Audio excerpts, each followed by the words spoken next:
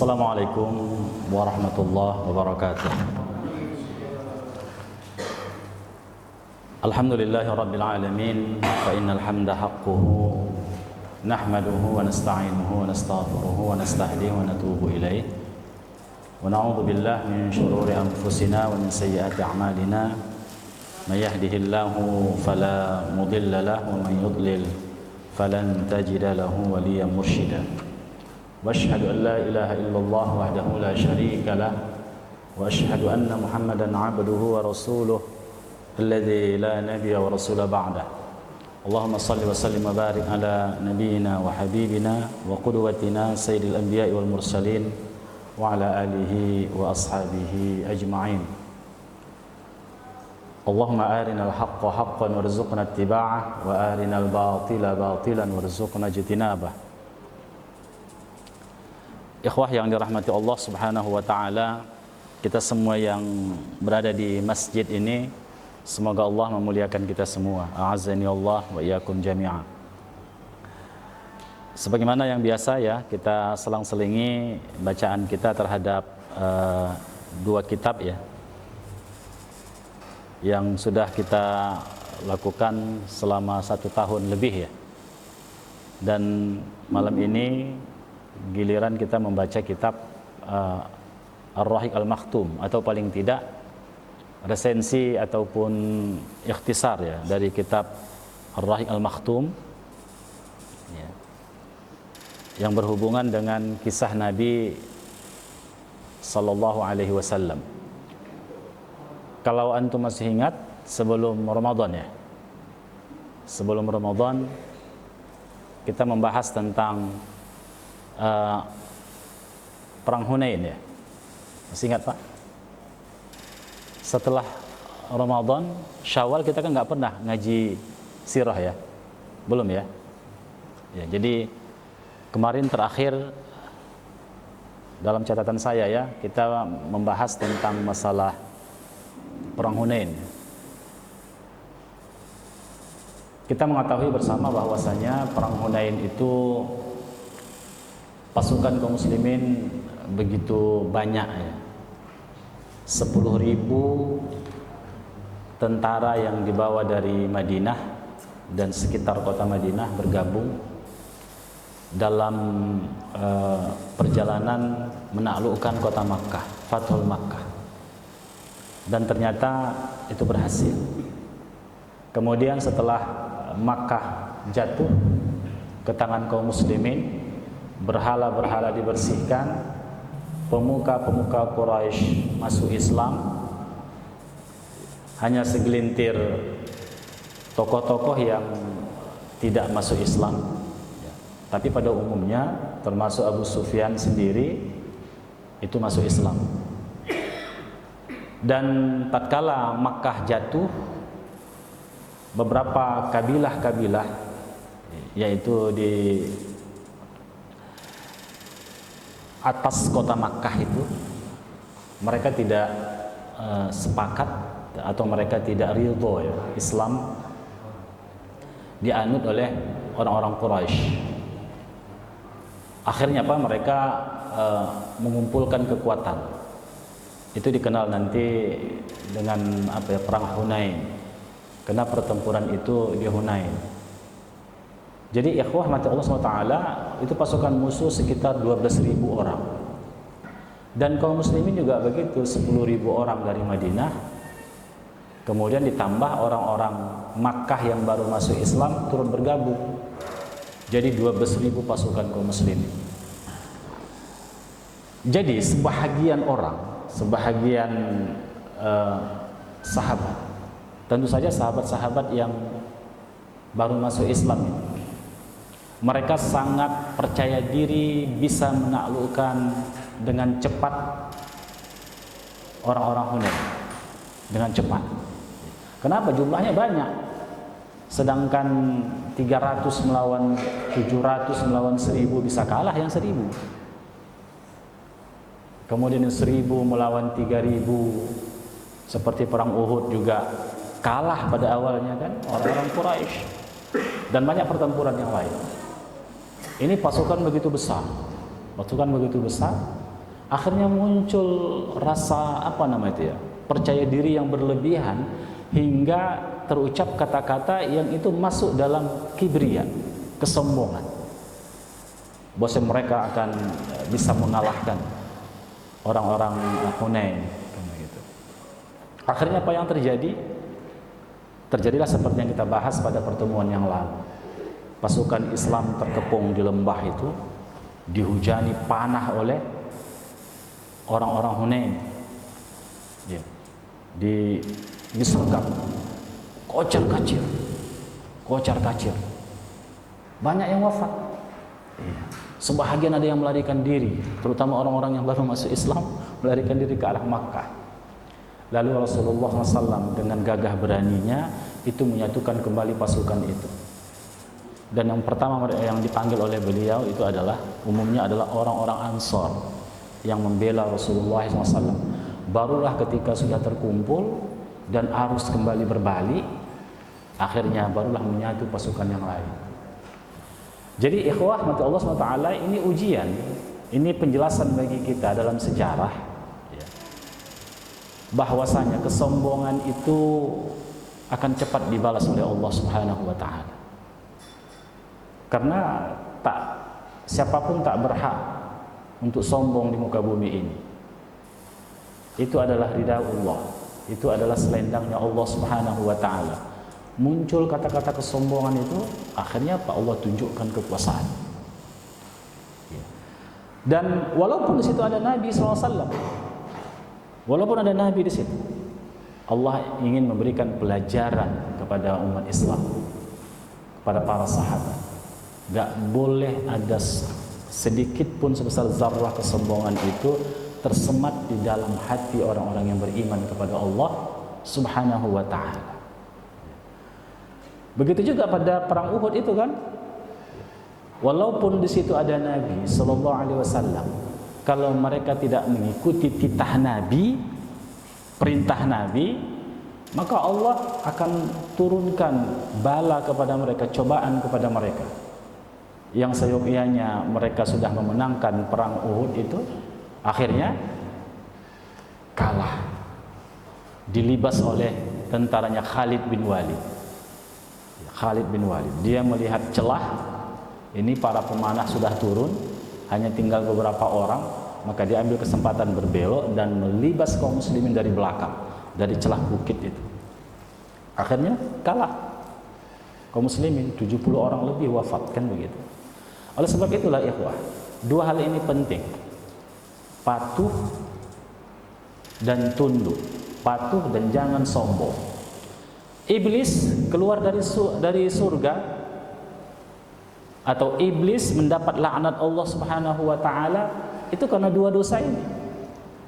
Tidak mematuhi, enggan mengikuti titah Allah, wastakbara, sombong. Akhirnya hancur. Jadi oleh sebab itulah ikhwah yang dirahmati Allah Subhanahu wa taala, kalau kita membaca sejarah i'tibar tentang kisah-kisah Nabi sallallahu alaihi wasallam, kita melihat bahwasanya semua peristiwa yang terjadi itu adalah menjadi ibrah, menjadi i'tibar bagi kita. Itu bukan hanya kisah yang berlalu tanpa makna, tetapi syarat dengan makna yang harus kita tadabburi. Baik ikhwah. Jadi ketika itu kaum muslimin kembali bersatu pada perang Hunain itu dan kocar-kacir musuh, lari ke Taif. Umumnya lari ke Taif. Malik itu lari ke Taif. Dan tertinggallah barang-barang mereka, harta-harta mereka yang cukup banyak.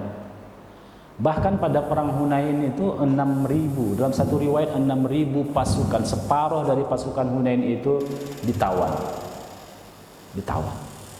Harta cukup banyak, ribuan keping emas, perak, binatang ternak. Maka pendapatan terbesar dalam peperangan di zaman Nabi itu adalah pada perang Hunain. Inilah nanti awal persoalannya. Jadi ikhwah, tindakan Rasulullah SAW, harta-harta rampasan perang itu itu dibagikan pada umumnya kepada siapa? Kepada orang-orang yang baru masuk Islam, orang-orang Makkah, Abu Sufyan, kemudian anak-anak Abu Sufyan, dan berbagai kelompok. Jadi kebijakan Rasulullah pada awalnya itu menjadi tanda tanya besar bagi orang Ansar. Orang Ansar nggak mendapat bagian ghanimah, harta fai, nggak dapat. Kan mereka tanda tanya, kenapa mereka tak dibagi? Sehingga berbagai pihak itu merasa apa dalam hatinya? Jangan-jangan Rasulullah SAW karena Makkah sudah ditaklukkan, dia berpihak kepada orang Makkah, dia akan tinggal di kota Makkah. Jadi mulailah wiswas muncul di hati para sahabat Nabi SAW. Para sahabat juga bukan malaikat, bukan maksum. Ya, walaupun mereka tidak menentang Rasul, tapi mereka merasa di dalam hatinya sesuatu. Jadi kaum Ansar termasuk yang merasakan beban ya dari kebijakan tersebut. Mereka merasa ada sesuatu. Mereka seluruhnya tidak mendapat bahagian dari ghanimah Hunain, harta rampasan perang Hunain itu. Padahal justru merekalah yang dipanggil saat keadaan genting, yang dipanggil Rasulullah untuk membackup beliau dan melakukan bertahan dan melakukan serangan balik itu. Itu orang-orang Madinah pada umumnya. Iya. Hingga apa? Kekalahan berbalik menjadi kemenangan kaum muslimin. Itu umumnya adalah orang-orang Ansar. Maka orang-orang Ansar itu sangat banyak jasanya kepada Islam. Itu orang-orang Ansar, orang-orang Madinah. Kemudian ikhwah yang mati Allah, sebagaimana riwayat Ibnu Ishaq, orang Ansar melihat bahwa justru orang-orang yang sebelumnya melarikan diri, orang Makkah itu ketika udah terkepung, terdesak begitu, yang dihujani panah dan seterusnya, mereka justru lari kembali ke Makkah. Justru itu pula yang mendapat harta ghanimah. Andai kata antum di situ, apakah antum tidak tanda tanya? Seyogyanya logika kita, orang yang banyak terlibat, mereka lah yang didahulukan. Tapi tidak. Justru siapa yang didahulukan? Orang-orang yang baru masuk Islam. Kemudian maka di antara mereka muncullah diskusi-diskusi kecil. Iya kan?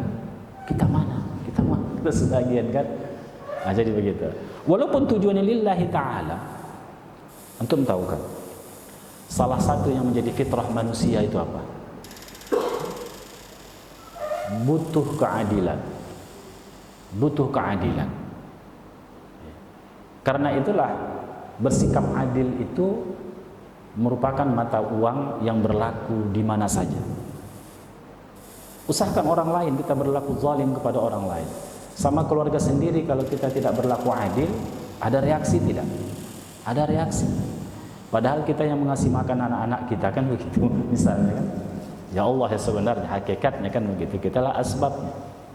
Ya. Tapi ketika ketidakadilan kita lakukan, mereka bereaksi. Ya. Karena memang fitrah manusia itu berlaku adil. Berlaku adil. Oleh sebab itu maka Allah persyaratkan itu kan. Persyaratkan apa? Ketika mau apa namanya itu, ta'addud. Tahu ta'addud? Ta'addud tahu Pak? Apa ta'addud? Ya beristri lebih dari ya itu kata kunci mesti adil. Iya, berlaku adil. Kalau tak bisa berlaku adil, jangan coba-coba kata Allah kan. Fa in khiftum alla ta'dilu fawahidatan. Kalau kamu takut tak berlaku adil, tak bisa adil, satu aja. Kemudian ikhwah yang dirahmati Allah Subhanahu wa taala, maka muncullah di antara mereka itu diskusi-diskusi. Ibnu Ishaq meriwayatkan dari Abu Sa'id Al-Khudri, ketika Rasulullah itu memberikan pembagian kepada Quraisy dan berbagai kabilah-kabilah Arab yang relatif umumnya semuanya baru masuk Islam, dan tidak ada sedikit pun bagi kaum Ansar, timbullah perasaan wiswas dalam hati mereka. Ya, bisa saja syaitan menggoda mereka. Tapi itu para sahabat mereka tidak menentang Rasulullah sallallahu alaihi wasallam.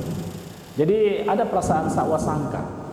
Itu mulailah banyak pembicaraan di antara kaum Ansar.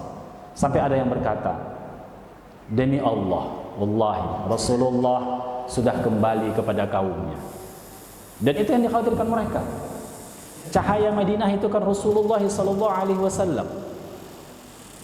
Itulah yang mereka perjuangkan. Kita sudah bicarakan dulu, berbagai pertempuran yang paling banyak wafat itu adalah orang-orang Ansar. Perang Uhud itu yang paling banyak wafat siapa? Dari 70 lebih kaum muslimin yang wafat itu umumnya orang Ansar. Yang diutus kabilah, iya kan, yang diutus untuk kabilah orang Ansar itu yang wafat puluhan orang sampai 70 80 orang itu yang wafat, itu siapa? Itu orang-orang Ansar. Betapa pembelaan mereka kepada Islam begitu luar biasanya. Jadi ikhwah, jadi mulailah banyak pembicaraan dan mereka mengatakan demi Allah Rasulullah sudah kembali kepada kaumnya. Kenapa? Kadang-kadang pandangan manusia itu kan terbatas. Ada yang tidak bisa membaca jauh ke depan. Apa sebenarnya maksud Rasulullah? Sa'ad bin Ubadah itu masuk menemui Rasulullah. Sa'ad Ubadah ini kan salah seorang tokoh apa? Tokoh Ansar, tokoh Ansar. Dia menemui Rasulullah. Kenapa? Dia tidak mau ini berlarut-larut persoalan ini. Ini fitnah ini. Iya kan? Melihat perkembangan dan dinamika sahabat Ansar, Sa'ad bin Ubadah menemui Rasulullah seraya berkata, wahai utusan Allah, kaum Ansar tidak merasa enak hati atas keputusan yang baginda lakukan kepada harta ghanimah. Yaitu apa yang baginda lakukan terhadap harta fai yang telah diperoleh dalam pertempuran Hunain. Baginda SAW membaginya kepada kaum baginda, orang-orang Quraisy, dan memberikan hadiah yang besar kepada berbagai kabilah-kabilah Arab. Sementara tidak ada bagian sama sekali untuk orang Ansar. Jadi Sa'ad bin Ubadah nggak mau ini berlarut-larut. Dia harus konfirmasi kepada sumber utama. Inilah hikmah yang terbesar yang bisa kita ambil. Kalau ada persoalan, itu jangan dipendam dan diselesaikan sendiri, tapi harus konfirmasi, tabayun. Ya kan surah Al-Hujurat itu kan, ketika diutus Rasulullah, ada sahabat-sahabat yang mau mengambil harta zakat, iya kan? Lalu kabilah Arab itu menyongsongnya, dia pikir mau menyerangnya, lari dia, kan begitu kan? Lari dia dilaporkannya bahwasanya dia diserang oleh kabilah yang diminta zakat itu. Maka turunlah ayat itu kan, ya ayyuhalladzina amanu in ja'akum fasiqun binaba'in fatabayyan an tusibu qauman bijahalah fatusbihu ala ma fa'altum nadimin. Kalau datang kepadamu orang fasik, di situ orang yang melakukan kesalahan, binaba'in, dengan satu berita besar. Berita besar itu disuruh beliau dia untuk mengambil harta zakat kepada kabilah Arab yang sudah masuk Islam. Lalu dia disongsong orang itu rame-rame karena menyambut, sebenarnya pikirnya menyerang dia, lari dia ke Madinah kembali dan mengadukan itu. Andai Rasulullah ya menerima ucapan itu dan menyerang kabilah Arab, itu apa yang terjadi? Terjadilah pembunuhan terhadap, penyerangan pada kaum muslimin yang tak ada salahnya. Maka perlu tabayun itu, tabayun itu perlu konfirmasi. Kadang-kadang ada orang yang apa, menggoreng istilah yang itu, bahasa kita Medan ini kan, informasi itu. Iya. Jadi butuh tabayun, tanya. Iya. Jangan dikembangkan isu itu. Kadang-kadang ada orang yang hasad memang, sejengkal memang, tapi karena hasadnya ditambahnya satu hasta itu gini Pak ya, sedepa gini, hasta. Ya, jadi kadang-kadang begitu. Kalau tak tabayun, habislah, termakanlah isu itu.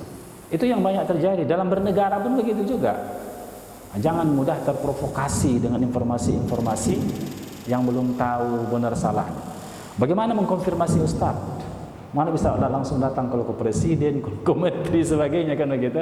Ya tahan lisan. Jangan bersikap dulu. Iya kan? Kenapa? Karena bisa kita menjadi korban dari berita yang tidak benar. Kemudian ikhwah, apa kata Sa'ad bin Ubadah? Wahai Rasulullah, kaum Ansar merasa tidak enak atas keputusan Baginda. Baginda membaginya kepada kaum Baginda, sementara orang-orang Ansar tidak memperoleh sedikit pun. Iya.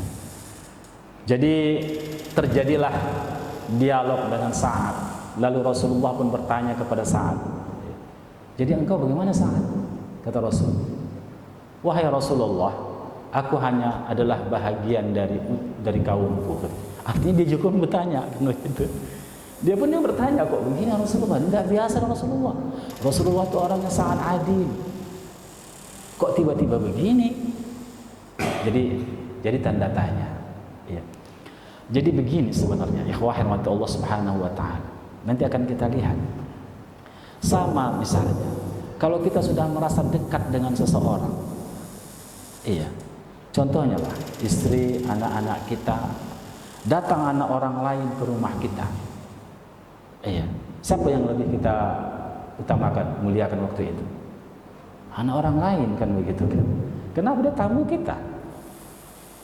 Kalau anak kita itu bagian dari kita, udah merasa aku adalah engkau, engkau adalah aku, begitu. Ini bukan kata-kata tasawuf. Kan begitu? Jadi sudah merasakan dia adalah representasi dari ana dan ana representasi dari dia. Jadi tapi kadang-kadang bisa juga sang anak itu juga merasa dia dibagi, aku anak kandung tak dibagi, katanya kan begitu kan? Masa anak orang dikasih banyak sementara aku tidak, kan begitu. Dan itu pernah juga terjadi pada Ibnu Umar dengan Usamah bin Zaid. Iya kan, dalam ghanimah juga. Umar memberi bagian kepada anaknya waktu dia jadi khalifah. Itu hanya satu bahagian. Satu bahagian. Sementara Usamah bin Zaid dikasih dua. Jadi Ibnu Umar bertanya lah pula sama ayahnya kan. Ayah, begitulah bahasa kita kan. Ya Amirul Mukminin waktu itu Umar kan Amirul Mukminin, pemimpin kaum muslimin. Aku adalah orang yang lebih dulu masuk Islam daripada beliau. Artinya bukan artinya Usamah itu pernah jadi kafir gitu kan. Tidak. Dia kan kecil. Ibnu Umar sudah senior. Dia lebih dahulu masuk Islam. Dan dia lebih banyak ikut berperang. Kenapa aku dapat satu, Usamah dapat dua? Antum tahu Usamah kan? Bapak tahu? Siapa itu Usamah? Usamah bin Zaid, cucu angkat Rasulullah sallallahu alaihi wasallam. Jadi apa kata Umar? Anak, kira-kira begitulah bahasa kita ya, bahasa Medan ini. Antum tahu ayahnya lebih dicintai Rasulullah daripada ayahmu. Siapa ayah Usamah? Zaid. Zaid itu anak angkat Rasulullah. Bahkan sebelum ada larangan syariat menisbatkan sebagai anak, itu Zaid menisbatkan, Rasulullah menisbatkan Zaid bin Muhammad. Zaid bin Muhammad. Kenapa? Karena dari kecil Zaid itu bersama Rasulullah. Dia seorang hamba sahaya, lalu dibeli oleh Khadijah. Khadijah menghadiahkan kepada suaminya Rasulullah dan hidup di dalam keluarga Rasulullah dan akhirnya dimerdekakan oleh Rasulullah SAW. Ketika datang ayah Usamah ini, ayah Zaid ini, suruh memilih Rasulullah atau memilih ayahnya. Siapa yang dipilih? Rasulullah SAW. Rasulullah sangat mencintai beliau, sampai-sampai beliau dinikahkan dengan Zainab binti Jahsh, orang yang terpandang di tanah Arab waktu itu. Jadi ikhwah rahmatullah taala, jadi kata Ibnu Umar begitu, ayahnya lebih dicintai oleh Rasulullah daripada ayahmu. Siapa ayah Ibnu Umar? Umar sendiri kan begitu kan? Umar sendiri. Dan Usamah itu lebih dicintai Rasulullah daripada dirimu kan begitu.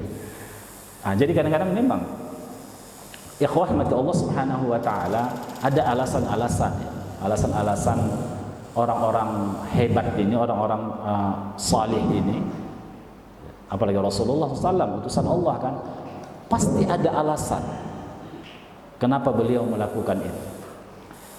Jadi kalau begitu kata Nabi, kumpulkanlah kaummu untukku ya. Di tempat satu tempat yang di situ hanya boleh masuk orang-orang Ansar. Jadi maka saat keluar dan mengumpulkan kaum Ansar di tempat tersebut, beberapa orang Muhajirin datang ke pertemuan itu, tapi dibiarkan masuk, lalu datang yang lain tidak dikasih masuk. Ini khusus untuk orang-orang Ansar. Rasulullah ingin bicara. Jadi Rasulullah SAW ingin bicara kepada orang-orang Ansar. Kemudian ketika mereka berkumpul, Sa'id datang kepada beliau dan berkata, "Duhai utusan Allah, kaum Ansar telah berkumpul untuk Anda." Maka Rasulullah SAW pun datang menemui mereka. Ya, Rasulullah bertahmid, memuji. Jadi Rasulullah kebiasaannya, ya, kalau ingin memulai pembicaraan, maka dia memuji Allah. Itu yang sering kita baca di antaranya khutbah hajah itu. Innal hamdalillah nahmaduhu wa nasta'inuhu wa nastaghfiruh wa nastahdi. Itu kan? Innal hamdalillah, kan begitu. Segala puji bagi Allah Subhanahu wa taala. Nahmaduhu wa nasta'inuhu wa nastaghfiruh wa na'udzu billah min syururi anfusina wa min sayyiati a'malina. Man yahdihillah fala mudhillalah wa man yudlil fala hadiyalah. Ini biasa diucapkan oleh Rasulullah sallallahu alaihi wasallam.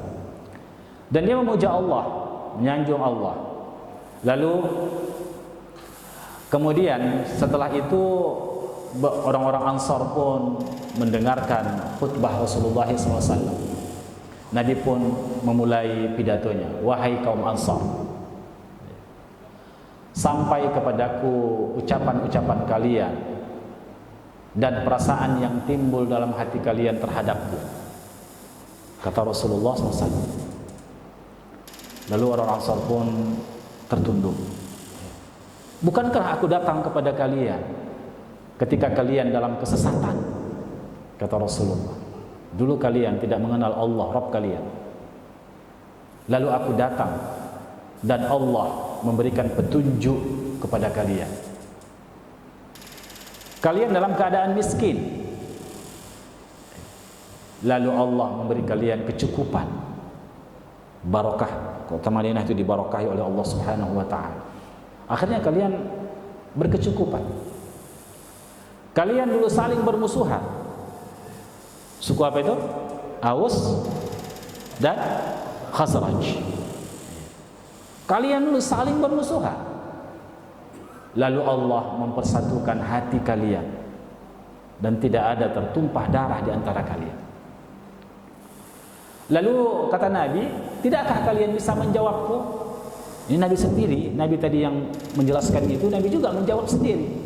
"Tidakkah kalian juga bisa mengatakan kepadaku, wahai Rasulullah, benar Allah dan Rasulnya." Sebelum itu ya, mereka mengatakan, "Benar Rasulullah, Allah dan Rasulnya maha benar, lebih utama." Kemudian beliau bersabda, "Kalian bisa menjawabku, wahai kaum Ansar." Mereka berkata, "Kalian bisa katakan ini kepadaku." Apa itu?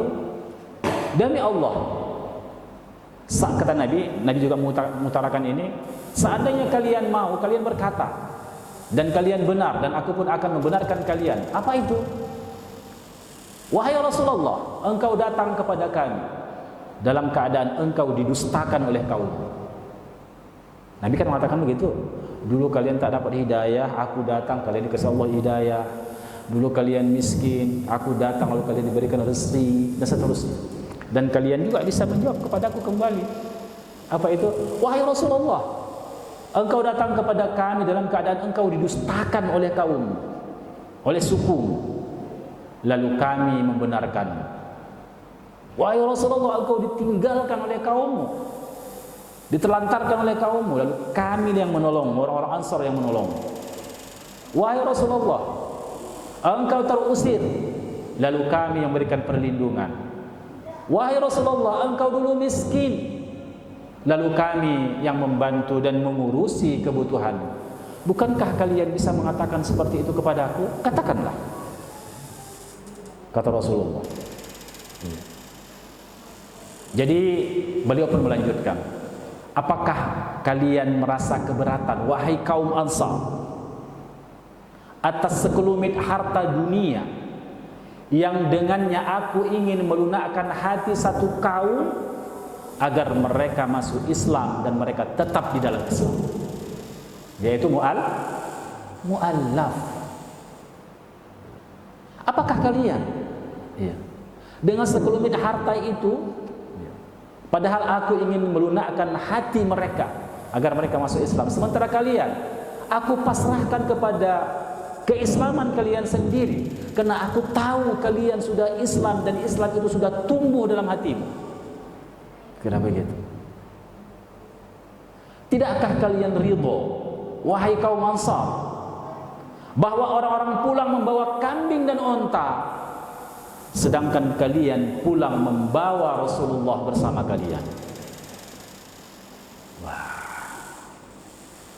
menangis orang-orang Ansar itu, menangis terseduh-seduh, lebih parah daripada kematian, berkucuran, bahagia karena mereka merasa Rasulullah akan kembali ke Makkah, mereka ditinggalkan di Madinah, kan begitu? Apakah kalian merasa cemburu mereka membawa sekelumit harta dunia yang akan habis, membawa kambing, onta, sementara kalian pulang membawa Rasulullah bersama kalian? Nangis mereka. Demi zat yang jiwa Muhammad berada di tangannya, seandainya bukan karena hijrah, niscaya aku menjadi bahagian dari kaum Ansar. Aku ingin dilahirkan di Madinah, kata Nabi. Seandainya manusia menempuh satu lembah dan kaum Ansar menempuh lembah yang lain, pasti aku akan menempuh lembah yang ditempuh orang Ansar. Itu kata Nabi. Semakin berderai air mata, semakin berderai air mata para sahabat. Sedihnya luar biasa, bahagianya luar biasa. Nangis mereka semua seperti kematian. Semua menangis para Ansar, sahabat Ansar. Lalu Nabi SAW berdoa, ya Allah, rahmatilah orang-orang Ansar. Allahumma arham al-Ansar wa abna al-Ansar wa abna al-Ansar. Ya Allah, rahmatilah orang-orang Ansar, kaum Ansar, anak-anak kaum Ansar dan cucu-cucu kaum Ansar. Masya Allah, semakin nangis orang-orang Ansar itu. Jadi ikhwah kata Allah Subhanahu wa ta'ala, itu karena Rasulullah merasa Rasulullah nggak dapatan sama dengan mereka orang-orang Ansar, karena menganggap diri mereka adalah dirinya Rasulullah SAW, dalam tanda petik seperti itu. Oleh sebab itulah maka Rasulullah tidak memberikan itu, tapi diberikan kepada mu'allaf ini, yang mereka masih hijau matanya melihat harta. Orang Ansar tidak lagi. Iya kan begitu. Dan ini juga dalil nanti bagi kita ya. Dalilnya apa? Kalau kita ceramah, pidato, boleh berdoa setelah ceramah itu untuk jamaah itu, sebagaimana Nabi berpidato, berkhutbah ya bagi kaum Ansar tadi. Maka menangislah mereka hingga janggut mereka basah dan mereka berkata, kami ridho bahwa Rasulullah menjadi bahagian jatah kami. Kata mereka, kami nggak perlu harta itu, kami perlu Rasulullah SAW. Kami perlu Rasulullah. Ya, antum pernah betapa kalau orang sudah berjumpa dengan Rasulullah itu seakan-akan mereka tidak mau berpisah dengan Rasulullah. Betapa banyak umat manusia yang merindukan Rasulullah. Tapi mereka justru di hadapan mata mereka Rasulullah. Apa enggak bahagia mereka? Antum pernah dengarkan kisah Uwais Al-Qarni? Pernah kan? Dia merindukan Rasulullah. Dia berjalan ke Madinah, berjalan kaki karena kemiskinan, tanpa kendaraan. Setelah dia panggul ibunya kan begitu, untuk ke Makkah. Kemudian pada satu ketika ibunya sudah mulai sembuh dan ibunya tahu Uwais ingin bertemu dengan Rasulullah, lalu diizinkan oleh ibunya bertemu dalam satu riwayat, dan dia berjalan dari Yaman. Bayangkan dari Yaman kemana? Ke Madinah. Tahanan tuh itu dengan berjalan kaki, itu Uwais Al-Qarni. Sampai di Madinah diketuk pintu, Assalamualaikum, Assalamualaikum. Lalu dijawab dari dalam rumah. Apa dijawab? Siapa menjawab? Ibu kita Aisyah. Rasulullah sedang berjihad, tak jumpa dengan Rasulullah.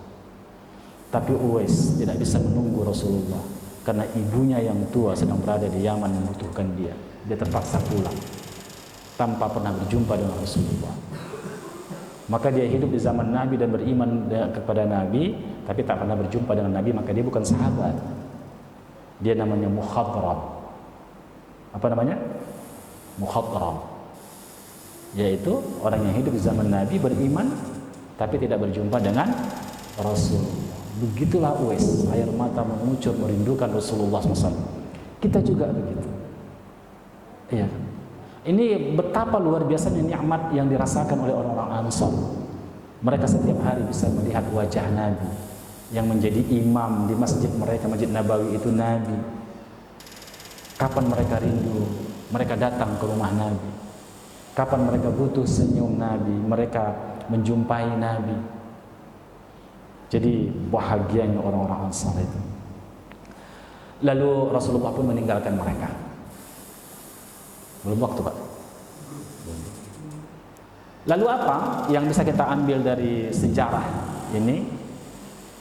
Jadi kepala negara atau pemimpin syara itu berwenang melakukan kebijakan-kebijakan terhadap pasukannya. Demi apa? Demi kemaslahatan umum.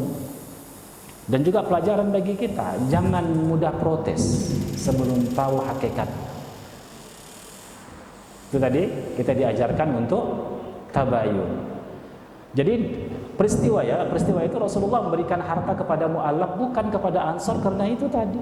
Tujuannya untuk mengikat hati mereka.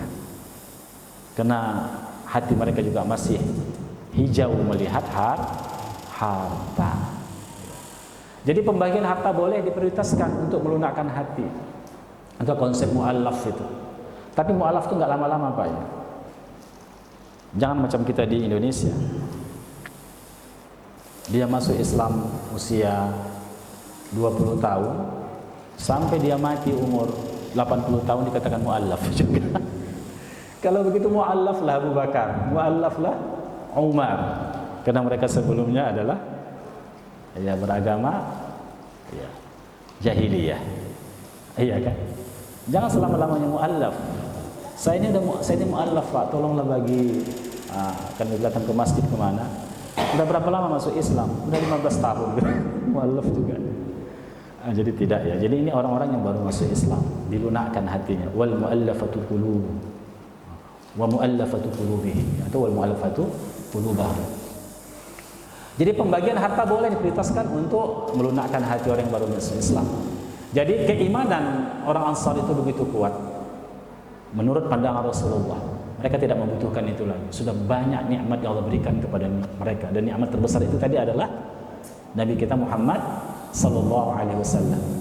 Maka ketika muncul keberatan atau kesalahpahaman di tengah umat, pemimpin harus apa? Mendengarkan. Dengarkan. Coba lihat Rasulullah.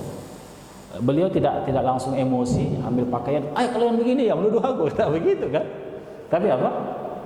Ajak panggil tuh. Apa masalahnya? Jadi diceritakan oleh Sa'ad bin Ubadah. Lalu Rasulullah dengarkan dulu, baru mengklarifikasi, baru menasihati dengan lembut dan menyentuh hati, baru mendoakan mereka. Iya. Tapi kita kan cepat naik spaning gitu kan. Ya, langsung gitu. Ya apalagi kita orang Medan ya kan begitu ya. Memang karakternya begitu. Tapi ini belajar kita. Belajar kita dari sejarah ini ya. Baik ikhwah. Kemudian tidak semua balasan harus bersifat materi. Tak semua itu balasan harus bersifat materi. Balasan terbesar bagi Ansar apa? Kedekatan khusus dengan Rasulullah. Doa Rasulullah. Keutamaan iman yang Allah karuniakan kepada mereka. Ada yang bisa menandingi itu? Gak bisa. Orang terkaya di dunia sekalipun hartanya banyak, dia tidak bisa membeli secercah iman hanya untuk mengatakan asyhadu an la ilaha illallah wa asyhadu anna muhammadar rasulullah. Dia tidak mampu, padahal materinya banyak, duitnya banyak. Dan asyhadu an la ilaha illallah wa asyhadu anna muhammadar rasulullah itu kata kunci, password, alasan seseorang nanti akhirnya masuk surga Allah. Tapi harta yang 6.000 triliun dolar, ya kan? Misalnya orang terkaya di dunia memiliki harta begitu, dia nggak bisa membeli hanya syahadat. Betapa luar biasanya keimanan itu, hidayah Allah itu nggak bisa dibayar dengan apapun. Oleh sebab itu jangan pernah bandingkan keimanan, ketakwaan dengan harta yang dimiliki oleh orang. Jangan pernah bandingkan, itu nggak setara, nggak selevel. Tapi bandingkan apa? Fastabiqul khairat itu apa? Kesalihan orang itu, dia begitu salih, kita harus mengejarnya, harus salih juga. Bukan, jangan bandingkan dengan materi. Oleh sebab itu ikhwan mata Allah Subhanahu wa taala, kemuliaan manusia itu adalah karena ketakwaan. Karena ketakwaan. Dan karena itulah ikhwah mata Allah Subhanahu wa taala, Rasul memberikan lebih kepada orang Ansar dibandingkan orang-orang yang tadi baru masuk Islam. Inilah faidah ya, kita belajar tentang sirah itu. Kita tahu banyak hal dalam ibrah sejarah. Dan itu bisa memotivasi kita, mendudukkan kerangka berfikir kita dan menjelaskan orientasi hidup kita. Subhanakallah bihamdik, asyhadu an la ilaha illa anta, astaghfiruka wa atubu ilaik. Mohon maaf Pak Nazri tak bisa dibahas ya. Wassalamualaikum warahmatullahi wabarakatuh.